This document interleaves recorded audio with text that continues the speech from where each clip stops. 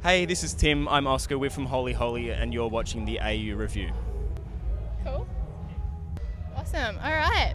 Tim, Oscar, Holy Holy, how you going, guys? Good, thanks. Yeah. Welcome to Falls. I'm really excited that we're here, and I for a second thought that we weren't going to be here. Pretty close call. Tim, you run Panama and Tassie. I guess you would kind of have a bit of a feeling, you'd know what it'd be like if you had to do a last-minute change. Something quite drastic. It's definitely something that we think about a bit. Like if you do have a bushfire coming forward, obviously, having 16,000 people all crammed into one field is a real dangerous situation. Yeah. So I did feel for them, and what a Herculean effort to put it all together in a new field and move all the logistics. I just couldn't believe it when I heard it was happening 2 days out, and it all seems pretty chilled out and relaxed here. So hats off to them. Yeah, it's been going really well. Who are you guys excited to see? Oscar, I know you like foals, apparently. I do like foals. Are you going to catch them tonight? Yeah. Yeah? Actually, yeah. They're actually, to be honest, I did want to see Block Party, but I think we missed them because we just came down today. Yeah. So yeah, definitely I'll be looking for the foals tonight.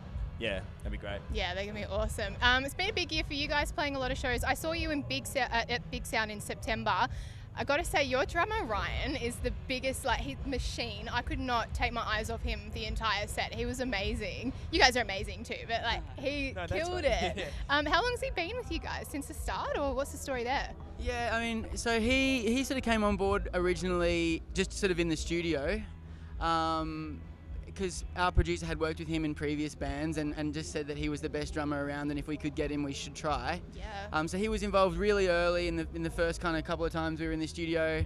At that time, he was still playing in Hungry Kids of Hungry, so he wasn't always available to be in the live band. Yeah. But then later, timing worked out kind of well in some ways, that when our band kind of got a bit more formulated and we started doing more shows, Hungry Kids decided to call it a day, and they all kind of went in different directions and started different projects. And Ryan was then sort of available to become a part of Holy Holy. So we've been really lucky. Good pickup, good recruiting. Yeah, and I agree with what you're saying. Like, oftentimes when I've got friends and family that come and see the show, they end up just watching Ryan the whole time. He's kind of magnetic. Yeah, it's a really interesting dynamic, because you guys are really very calm and cool to watch on stage, but then you just watch him and he's so intense. I can't wait to see him again today. Because you guys have played so many shows this year, is there one that stands out to you in particular as a real highlight?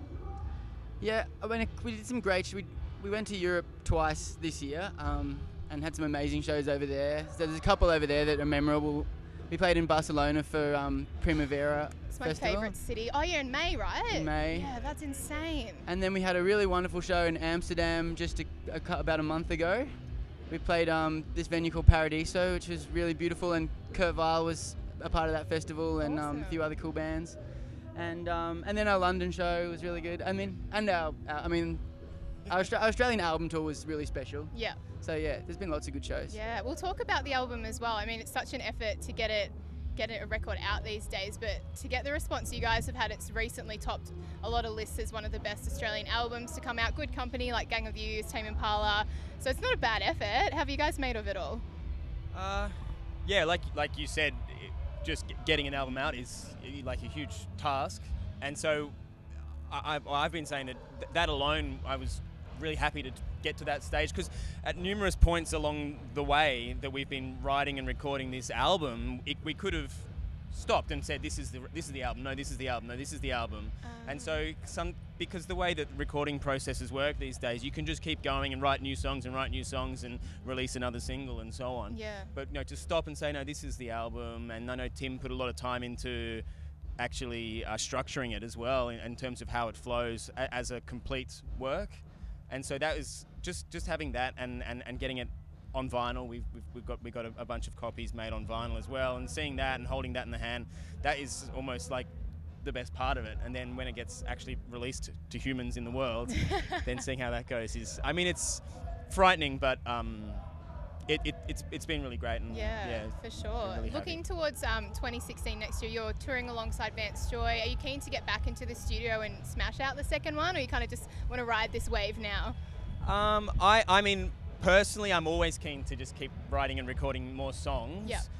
Just maybe that's just because I get itchy feet and I get sort of frustrated or something like that more easily, and so I just want to keep on doing it.